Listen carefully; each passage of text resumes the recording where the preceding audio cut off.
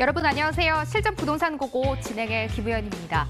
오늘도 포털 사이트 인기 검색어에는 민간 택지 분양가 상한제가 등장했습니다. 정부가 예고했던 대로 민간 택지 분양가 상한제를 오는 10월부터 다시 시작하겠다라고 밝혔는데요. 9.13 대책 이후 11개월 만에 다시 내놓은 이 규제 카드입니다.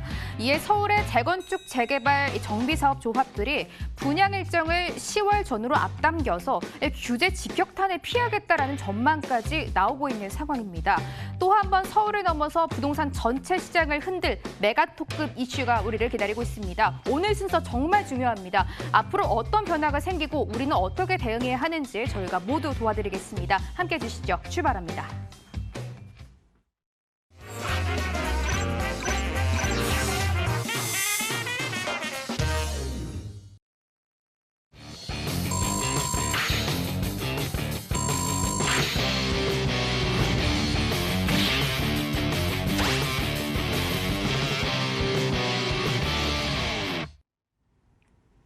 함께 할 분부터 모셔보겠습니다. 이분이 오늘 부동산 종합 선물 세트를 우리에게 선사해 주신다고 하네요. 긴급 시장 점검부터 부동산 고민까지 해결 도와주신다고 합니다. 부자아빠께 얼른 SOS 쳐봐야 될 것 같네요. 부자아빠 부동산연구소 양팔석 대표 함께 해주신다고 합니다. 대표님 어서 오십시오. 안녕하세요. 네, 반갑습니다. 네, 반갑습니다. 이 추가 규제책이 나온 지금 시장 고민 정말 많으실 것 같은데 저희 쪽으로 연락 주시겠어요? 무료 상담 전화 받고 있습니다. 문자 창구까지 열려 있는데요. 02-2077-6355번 문자는 013-3366-8290번으로 지금부터 저희 쪽으로 연락 주시면 되겠습니다. 혹시 너무 많은 분들 실시간으로 연락 주셔서 저희가 혹시 방송 중에 상담을 못 도와드리더라도 방송 끝나고 차분히 한 분 한 분 다 고민 해결해드릴 테니까 지금부터 저희 쪽으로 많이 연락 주시면 되겠습니다. 먼저 대표님과 긴급 시장 점검부터 해봐야 될 것 같습니다. 대표님, 민간 택지 분양가 상한제가 도대체 어떤 건지 모르겠다라는 분들도 저희 쪽으로 연락이 많이 오고 계시는데요. 대표님이 오늘 전체적으로 틀을 한번 잡아주셔야 될 것 같아요. 틀도 잡고 그렇다면은 장단점을 살펴본 다음에 솔루션까지 제공을 해줘야 전문가답죠. 예, 오늘 드디어 이제 민간 분양가 상한제까지도 이제 정부에서 규제 제도로 발표를 했습니다. 그러면 민간 분양가 상한제는 이제 2014년 물론 그때는 민간 및 공공 다 포함이었습니다. 2014년 말에 부동산 3법 여기는 분양가 상한제까지 적용이 됐었는데 이것이 해지가 됐죠. 이렇게 되면서 약 5년 만에 이제 다시 이제 규제를 강화했는데 상당 부분 부동산 가격 급등에 대한 정부의 우려를 이제 알 수 있습니다. 이 분양가 상한제는 그러면 언제부터 됐는가 역사를 우선 살펴볼 필요가 있는데 1977년 박정희 정부 때부터 이미 시작이 됐었습니다. 그렇게 되고 1988년 정부 전두환 군사 정권 때도 시행을 했었고요. 당연히 노태우 정부 때 지나서 노무현 정부 2005년에도 이제 시행을 하면서 2005년, 2006년, 2005년에는 이제 소형 평형 중심으로 했다가 2006년에 이제 대형 평형까지 옮겨가면서 2014년 말까지 이제 지속이 됐던 바로 분양가 상한제 다시 한번 살펴보겠습니다. 자, 그러면 이러한 분양가 상한제 그러면 분양가 상한제가 그건 어떠냐? 직전 3개월 원래 이제 기존이죠. 기존에 직전 3개월 주택 가격 상승률이 물가 상승률의 2배를 초과할 때 지정할 수가 있는데 이 변경 사항 이제는 투기과열지구로 지정된 곳은 바로 적용을 할 수 있도록 했습니다. 자, 투기과열지구가 현재 전국에 몇 개? 31곳이 돼 있죠. 어디? 서울 25곳. 서울은 전체입니다. 서울에. 그리고 경기권에 4곳이 있고요. 경기권에 하남, 과천, 성남시, 분당구 그리고 광명이죠. 여기에 세종시와 대구 수성구 이렇게 해서 31곳이 있는데 이러한 곳들이 이제 투기 과열지구로 지정이 되어 있습니다. 그리고 특히 이 해당 시군구에 분양 실적이 없는 경우에는 보시면은 주택 공급에 관한 규칙상 청약 가능 지역 바로 주택 건설 바로 인접 지역이나 이런 지역에 되겠죠. 거기에 분양가격 상승률을 적용하도록 이제 개선을 했습니다. 자, 효과를 보게 되면 투기과열 지역의 규제가 더욱 아주 강력해졌다는 것입니다. 그러면 이것이 구체적으로 이제 우리가 살펴보게 되면은 간단합니다. 주택 가격을 중심으로 해서 요게 이제 1번이 되겠죠. 주택 가격 중심으로 해서 직전 3개월 요건 뭐 중요치 않고 개선이 중요하죠. 새롭게 개정이 된 것은 투기 과열지로 지정된 지역은 바로 지정을 할 수가 있다. 어떤 조건? 바로 요것들이 병합되는 것입니다. B, C, D 즉 직전 12개월 평균 분양가격 상승률이 물가 상승률의 2배를 초과하고 또 직전 2개월 청약 경쟁률이 5대1을 초과하거나 직전 3개월 주택 거래량이 전년 동기 대비 20% 이상 증가했을 때 지정을 할 수 있는데 즉 1번 주택 가격, 요게 주택 가격이죠. 자, 주택 가격 플러스 B, C, D 요거를 5합니다. 5하기 때문에 AND가 아니죠. 자, 5하니까 어느 것 하나 즉 B, C, D 중에 어느 것 하나가 적용되면은 바로 적용이 하도록 이렇게 이제 아주 강화가 됐습니다.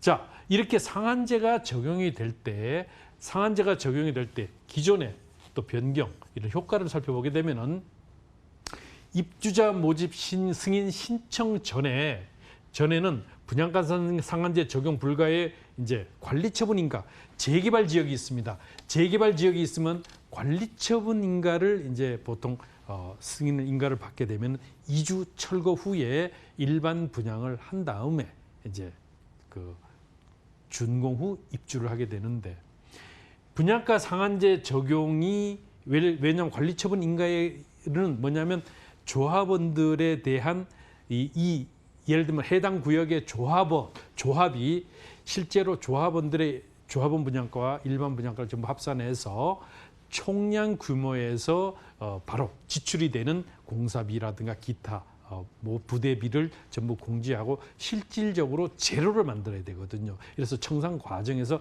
제로를 만든 다음에 이제 청산을 하게 되는데 이렇게 되면은 어떤 문제가 생기냐면 관리처분 인가 단계에서 그러한 것들을 전부 종합적으로 조율을 하게 되는데 이 분양가 상한제 적용을 하게 되면 상당 부분 문제가 발생을 하게 됩니다. 그래서 이렇게 되다 보니까 이 후분양으로 이제 돌아서면서 실제로 이제 고분양가 관리를 이제 회피하는 이런 부작용을 이제 초래했었는데 이제 변경된 것은 최초 입주자 모집 승인 신청한 단지부터 적용하는 것으로 일괄 처리해 버렸습니다.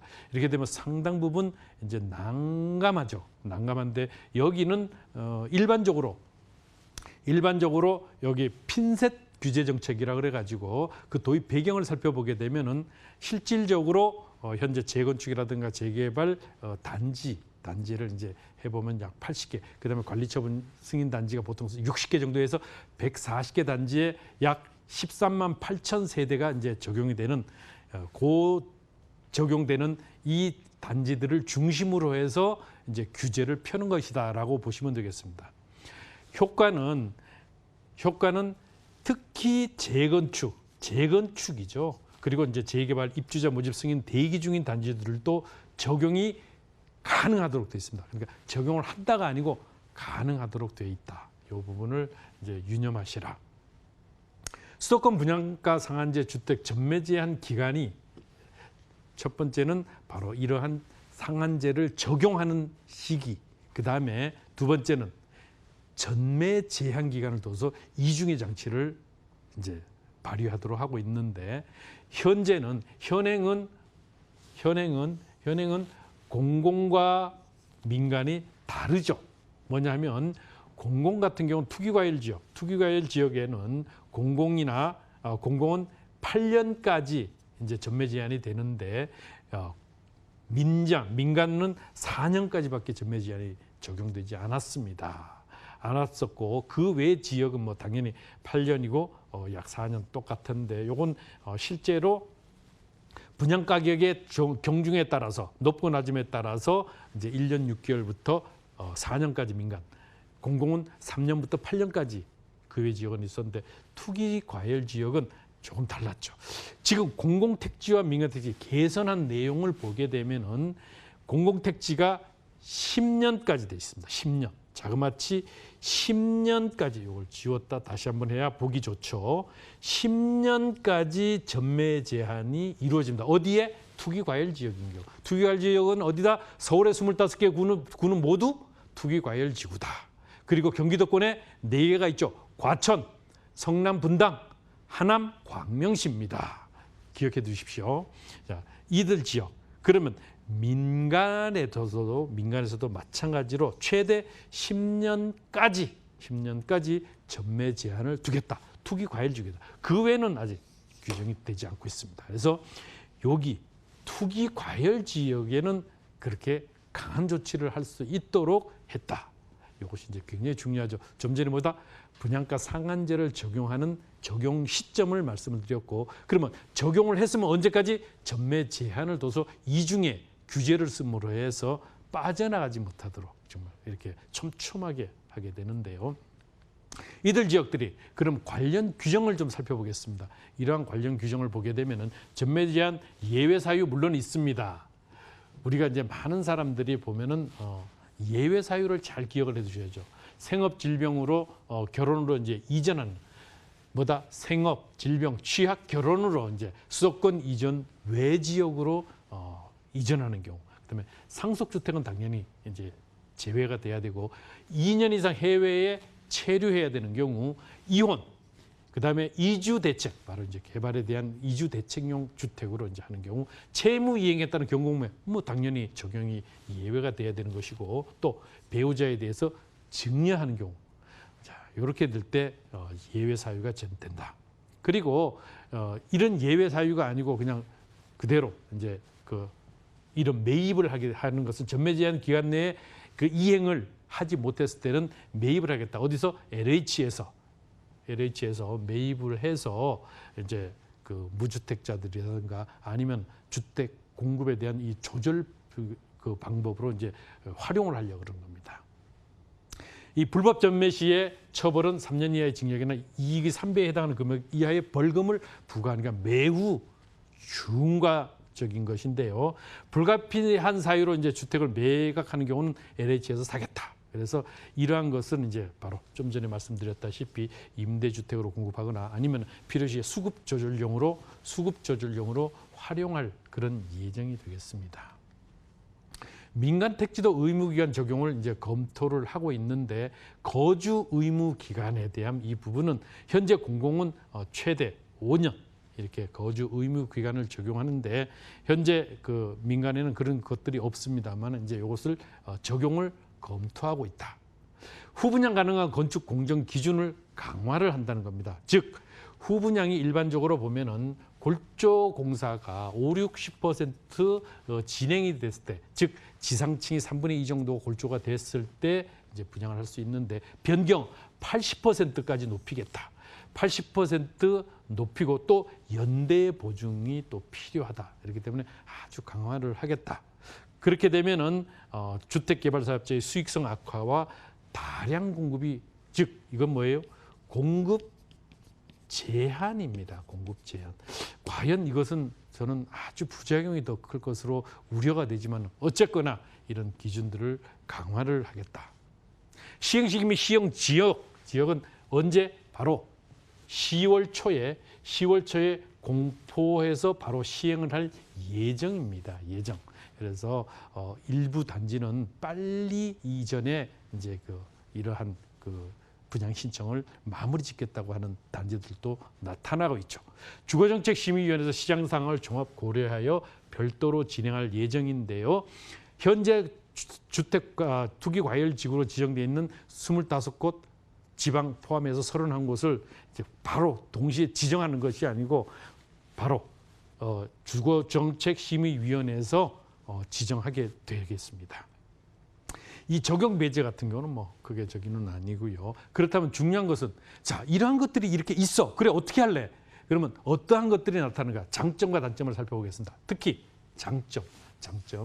분양 상한제를 함으로 해서 재건축 조합과 재개발 조합의 건설회사가 후분양을 통해서 수익을 높일 수 있는 편법을 막을 수 있다. 그리고 두 번째는 재개발 재건축 추진단지의 수익 하락이 전반적인 집값 하락의 요인으로 작용할 수 있죠. 왜냐하면 분양가가 일반적으로 분양가를 그 주변 지역에 높임으로 해서 기존 주택들이 따라 올라가는 이런 상승 작용을 일으켰었는데, 이제 분양가 상한제에서 분양 가격이 막힘으로 해서 기존 주택의 가격이 더 이상 아무래도 신축 주택보다 더 올라갈 수는 없으니까 낮아지면은 당연히 기존 주택 또한 그 매매가에 그 적용을 받을 수밖에 없다.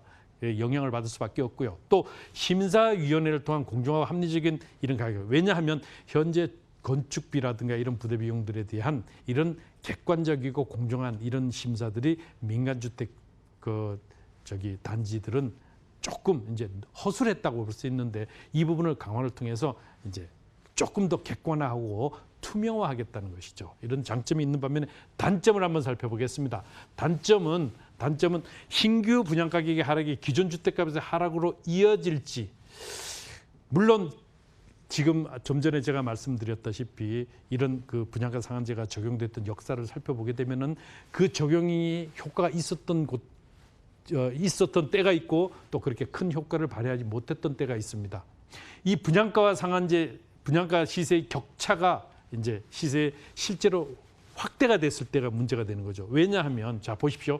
현재 분양가는 1억 원인데 현재 시세가 지금 이제 보통 보면 70% 수준이나 80% 수준으로 하면 주변 시세에 영향을 미치는 경우도 꽤 많습니다. 그래서 많은 분들이 청약을 하기 위해서 이제 아무래도 임차를 이제 선호할 수밖에 없고, 이랬을 때 로또 아파트를 바라보는 과열 현상들이 지역적으로 나타날 수밖에 없다. 상한제 시행 시 설계나 자재 품질이 아무래도 저하될 가능성이 높죠. 왜냐하면 표준 건축비가 정해지게 되니까 수익을 맞추기 위해서 품질 저하는 당연하다.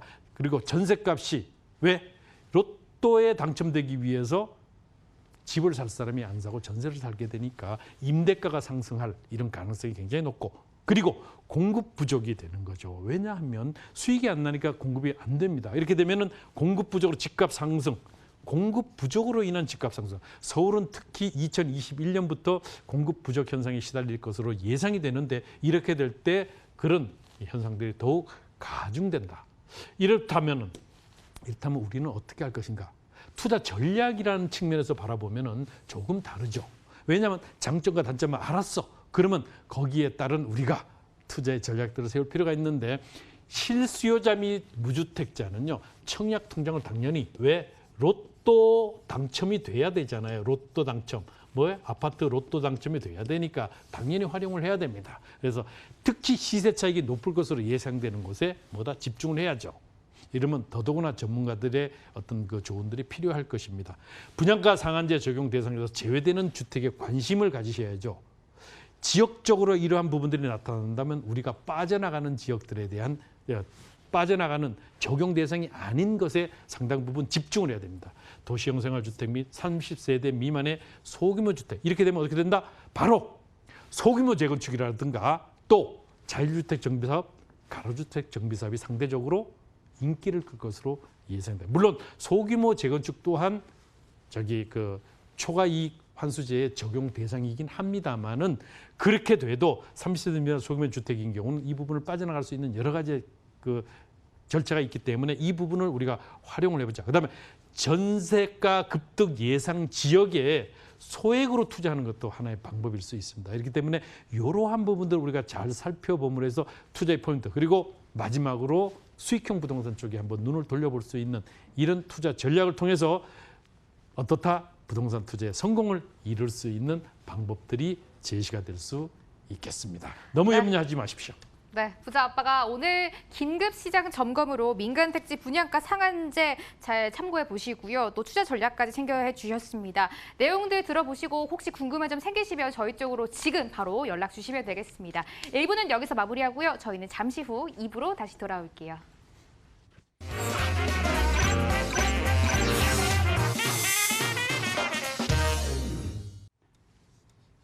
많이 기다리셨습니다. 지금부터 여러분과 직접 소통하는 시간 가져보겠습니다. 다시 한번 실시간 참여 방법 안내해드리겠습니다. 서울전화 02-2077-635번으로 저희 전화 참여 받고 있고요. 문자도 받겠습니다. 023-3666-8290번으로 고민되는 내용 자세하게 적어서 저희 쪽으로 문자 보내주시면 저희가 꼼꼼하게 확인하고 모두 다 고민 해결해 드릴게요. 오늘 특히 실시간으로 연락이 많이 올 것 같습니다. 최대한 많은 분들 고민 해결해 드릴게요. 문자 창구도 확인해 보겠습니다. 화면으로 문자 열어봅니다. 실시간으로 9102님이 문자 보내주셨네요. 김포시 한강 메트로자이 1단지 아파트를 분양받은 애청자입니다. 2020년 8월 완공될 주상 복합인데요. 김포도시철도 정류장과 가까운 점이 가장 마음에 들어 분양받게 됐습니다.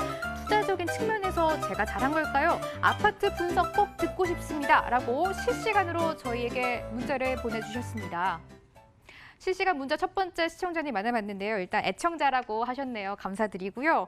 일단 김포 도시철도가 마음에 들어서 투자를 했다라고 말씀해 주셨는데 대표님, 일단 김포 도시철도가 조금씩 지연돼서 올 하반기에는 드디어 개통을 앞두고 있다라고 하는데 이분 투자를 잘하신 건가요? 일단 지역적인 부분들, 이게 제가 조금 한숨을 쉬어서 네. 정말 죄송스럽습니다. 근데 일단 김포 도시철도는 논란 참 많고 계속 이제 지연 개통이 되다가 아마도 9월 내지 10월 달에 9월 달에 한다고 했으니까 또 믿지 못해서 그쵸. 제가 9월 내지 10월로 말씀을 드립니다만은 아무래도 9월 10월에는 이제 개통이 될 것으로 예상이 되는데 여기는 경전철입니다. 두량이에요. 두량씩 다니게 되니까 실제로 일반 전철과는 많은 차이가 있습니다. 그래서 우이 경전철을 한번 살펴보시면은 우이 경전철이 다님으로 해서 그 주변 지역이 뛰었는가, 그 아파트 값이 뛰었는가를 살펴봐야 되는데 큰 영향이 없었다는 겁니다. 이렇기 때문에 이 부분을 이제 꼼꼼하게 짚어볼 필요가 있죠. 현재 여기 같은 경우는 이제 한강 메트로자이라고 그랬죠. 네. 한강 메트로자이는 바로 여기 그리고 여기를 포함하면은 3,000세대의 이제 그야말로 단지가 꽤 크죠. 3,000세대인데 바로 옆으로 바로 여기에 이제 정류장이 이제 김포도시철도의 정류장이 있으니까 1단지 같은 경우는 바로 이제 걸어서 다닐 수 있는데 문제는 현재 여기 가격대가 그렇게 오르지 않아서 4억대 이제 33평이 분양가가 4억 1천만 원 정도 했어. 4억 1천에서 2천만 원 정도 했는데 이게 지금 이제 4억 약 한 6천만 원 수준에서 이제 물론 4, 5천만 원 정도 올랐죠. 오르긴 했습니다만은 신축 중인 여타 다른 지역의 아파트 값은 정말 상당히 많이 올랐습니다. 그거에 비해서 이 정도의 가격 상승이라고 하면은 정말 조금 안타깝다. 투자를 잘못했다. 그러면 현재도 그렇지만은 앞으로는 과연 이런 것들이 어떨 것인가 이제 조금 살펴볼 필요가 있겠죠. 지금 현재 우리가 이제 살펴보면은 자, 바로 그 지역이 이제 여기 있는 건데 여기 지역이죠. 여기 지역인데 여기 지역 같은 경우는 이쪽에는 뭐다? 바로 한강 신도시 지역입니다. 신도시고 또 여기에 보시면은 이런 택지 개발 지구들이 매우 많습니다. 여기는 또 뭐다? 제촉지구입니다. 김포 제촉지구고 바로 이 아래쪽에 검단 신도시가 또 돼 있죠. 신도시가 지정돼 있습니다.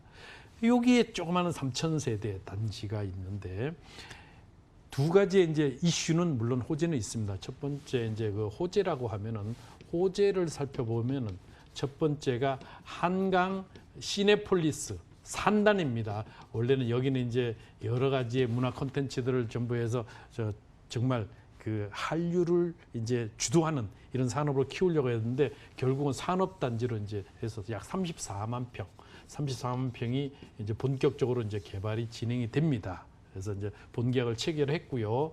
두 번째가 이제 바로 김포 도시철도가 이제 개통이 임박했는데 김포 도시철도 개통이 이런 호재가 물론 있지만은 이러한 것들이 현재 다 반영이 되는데도 불구하고 가격 상승이 상대적으로 낮다는 것이고요. 그런 반면에 불리한 점들이 많죠. 불리한 점들이 뭐냐 하면 여기에 아주 그 단점이라고 하는 불리한 단점은 첫 번째가 주변에 신도시 검단을 말하죠. 신도시가 이미 있어서 상당 부분 불리하고 두 번째는 유휴 토지가 많습니다. 아직도 지을 땅이 많아서 수요와 공급적인 측면에서 본다면 저는 철저하게 경제 논리를 앞세우고 싶은데 즉 공급할 땅이 많다는 말은 현재의 가격을 그야말로 딱 붙잡아둘 수 있는 여러 가지 요인들이 있기 때문에 이 부분을 보시고 그리고 서울 여기는 대체적으로 보면 이 자체의 자족 도시 기능이 조금 부족하죠. 그러면 서울로 출퇴근인데 서울의 출퇴근이 상당히 불편합니다. 그래서 한 번 들어가서 살았던 사람들은 다 나와요. 그래서 집값들이 다 저렴한데 그럼 앞으로 오를 수 있는 여지는 상대적으로 뭐다? 떨어지기 때문에 저는 실수요자 입장에서 거주한다면 모르지만은 투자적인 측면에서 바라본다면은 이곳이 아니고 조금 더 저는 방향을 넓혀서 안쪽으로 들어와야 되지 않을까라고 조심스럽게 전망해 봅니다. 지금 과거에 이런 그 가격 변동폭을 서울을 중심으로 놓고 봤을 때 동서남북이 있다고 하면은 바로 1억 김포의 서쪽과 북쪽에 있었던 고향지구가 상대적으로 가격 상승이 적었고요. 남쪽과 동쪽은 상당 부분 가격 상승폭이 컸습니다. 그것은 현재도 그렇지만은 앞으로도 계속적으로 그렇게 재현될 개연성이 매우 크기 때문에 그것은 여러 가지 이슈를 종합적으로 판단해 봤을 때 그러니까요 꼭 이 지역에서 내가 거주하는 것이 아니라면은 지금 방향을 조금 틀어보시는 것이 그 방향을 틀어본다고 하면 저에게 상담 전화 주십시오. 그래서 방송으로 전화하셔가지고 무료 상담 진행해 드릴 테니까요. 한번 오시면 제가 꼼꼼하게 짚어서 설명을 드리도록 하겠습니다. 실시간으로 9102님이 일단 아파트 투자를 잘했는지 대표님께 점검을 받고 싶다라고 문자를 주셨는데 가장 먼저 대표님이 너무 크게 한숨을 쉬셨습니다. 여기서 약간 답이 나온 것 같아요. 대표님 의견으로는 호재가 이미 이곳 선반영이 됐음에도 불구하고 주변 지역에 비해서 가격이 많이 안 올랐다. 그러니까 투자를 조금 다른 방향을 틀어서 해보는 것도 좋을 것 같다라고 이렇게 의견 주셨습니다. 시청자님이 투자를 잘했다라고 말씀을 드리면 저희도 마음이 편할 것 같은데 저희 쪽으로 전화 한 번 더 주셔서 상담 추후에 받아보시면 좋을 것 같습니다. 오늘 실시간 문자가 너무 많이 들어오고 있네요. 다음 문자도 화면으로 바로 열어보겠습니다. 뒷번호 2128님 문자입니다. 동탄역 예미지 3차 주상복합과 수지 동천동 더샵 이스트 포레 중 실거주 겸 투자로 어디가 더 괜찮을까요? 장기적 관점에서 둘 중 하나를 선택해 주시면 좋겠습니다. 라고 실시간 문자 보내주셨습니다. 이런 상담이 가장 어려운 것 같습니다. 실거주도 좋고 투자로서도 목적이 좋았으면 좋겠다라고 문자를 보내주셨는데 대표님 아무래도 시청자님이 꿩도 먹고 알도 먹기를 원하시는 것 같습니다. 어떻게 보면은 대표님께도 조금 어려운 문자가 온 것 같아요. 대표님 선택을 꼭 해달라고 문자를 보내주셨거든요. 그래요? 네. 선택을 해라. 예, 선택을 한다면은 이렇게 돼야 되겠죠. 제가 이제 지도를 조금 넓혀봤습니다만은 현재 여기는 그렇습니다. 바로 이제 여기를 아마 분양을 받았나 봐요. 여기는 약 한 500세대, 498세대인데 여기 내후년 10월에 입주인데 잘하셨습니다. 여기 같은 경우는 잘하셨는데 여기 이분이 분양받으신 게 아니고 앞으로 이제 투자를 하고 싶으신데 어떤 게 더 괜찮을지 지금 대표님께. 투자를 한다는 것이죠. 네. 제가 착각했는데 미리 이걸 분양을 받았다고 하면 정말 잘하셨습니다 했는데 이미 가격대가 많이 올랐습니다. 아마도 여기는 이제 아직 그 가격대가 그런데 이런 데 있죠. 여기 바로 동탄역이 여기 있는데 여기는 어떤 호재가 있어요? 단순히 전철역으로서의 호재뿐만이 아니고 SRT라 그래서 수서까지 가는 고속철도가 다니고 또 GTX가 여기에 정류장이 됨으로 해서 GTX 여기 지금 노선 바로 이제 공사를 진행 중이죠. 그래서 이러한 철도망에 의해서 서울의 접근성이 획기적으로 좋다. 접근성도 그것도 강남의 접근성이 좋다. 그러면 당연히 집값 상당히 높을 수밖에 없는데 여기 이런데 아파트들 주변의 아파트들이 거의 30평대 기준으로 8억대 내지는 7억대 초반에 이제 이미 있기 때문에 여기 또한 마찬가지로 최초의 분양가에 대비해서는 상당 부분 수익이 발생했는데 지금 들어가는 것은 어떠냐? 저는 지금 들어가서는 그렇게 재미있게 투자적인 관점에서 바라본다고 하면은 재미있지는 않을 것이다. 재미있지는 않을 것으로 봐지고요. 그러면 자 우리 북쪽에 가서 이거보다 한참 이 동탄역 같은 경우는 동탄역을 도보로 이용할 수 있는 지역은 상당 부분 인기 있습니다만 조금만 벗어나면 어떻다? 가격이 쭉 빠집니다. 그 이유는 바로 철도망을 얼마나 잘 활용해서 강남으로의 접근성이 좋아지느냐에 따라서 가격이 결정이 되는데 여기 같은 경우는 지금 바로 이곳이죠. 바로 동천동이라고 하면 수지. 네. 여기는 동천동입니다. 수지 이제 여기 레미안이 있고 신부당선이 있는데 요 위쪽이 되겠네요. 동천동이면은 바로 이 동천 지역인데 여기에 이제 그 아파트를 말하는 겁니다. 그럼 여기 아파트가 과연 어떤가?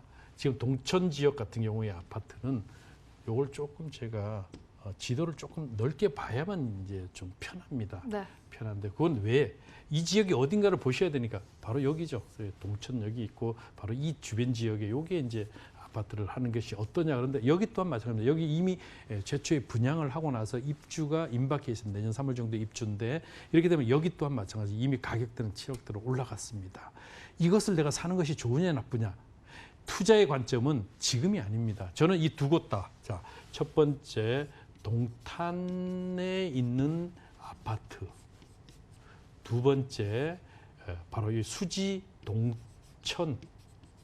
동천에 있는 아파트. 자, 이미 가격이 상승한 것을 투자한다? 저는 아니라고 봐집니다. 여기를 할 거면 차라리 조금 더 연식이 지난 것을 이제 실거주 및 투자로 하는 것이 훨씬 더 실속이 있는데 그럼 두 곳 중에 어디가 좋으냐?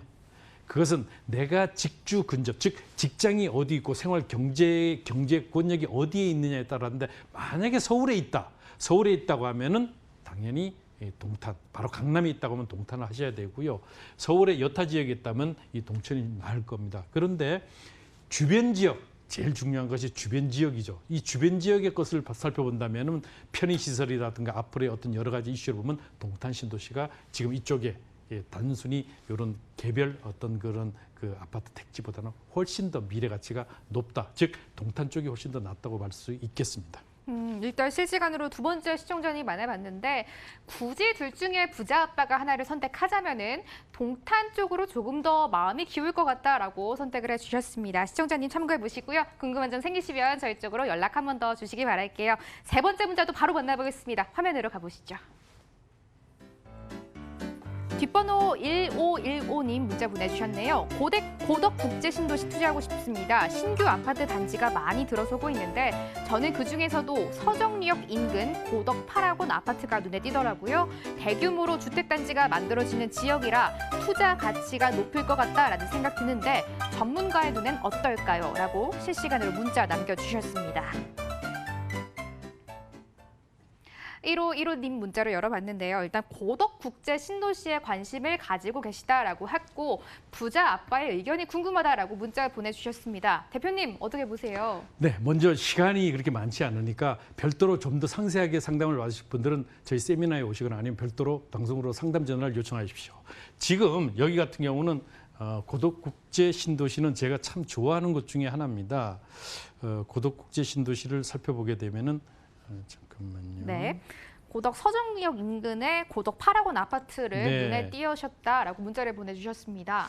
이 고덕 국제 신도시가 지금 제가 이제 여기 네. 지금 저게 안 되는데. 일단 네 대표님 지역 설명부터 한번 들어볼까요? 고덕 국제 신도시는 일단 평택시죠. 현재 그 인구가 56만 정도가 앞으로 103만으로 늘어나는 그야말로 대한민국에서는 인구 증가율이 가장 높은 것이 바로 평택시입니다. 이 평택시는 크게 세 곳으로 나눌 수가 있겠습니다. 세 곳은 어디냐면 첫 번째가 바로 고덕 국제 신도시를 중심으로 한 바로 어디? K55 공군 비행장, 즉 미군 비행장을 중심으로 한 이곳이고요. 또 여기보다 K6라 그래서 미 육군 및 기타 부대들이 거주하고 있는 팽성 주변, 그리고 바로 이곳 포성지구를 중심으로 한 평택항 중심입니다. 이 평택항 중심으로 세 곳이 투자처가 있는데 그 투자처에 대한 부분은 조금 더 다르죠. 다른데 현재 말씀하시는 이곳, 바로 이곳 고덕국제신도시는 6만 5천 세대가 들어가죠. 정말 어마어마한 가치를 가지고 있으면서도 앞으로 크게 그 가치가 높아지는 그런 지역인데요.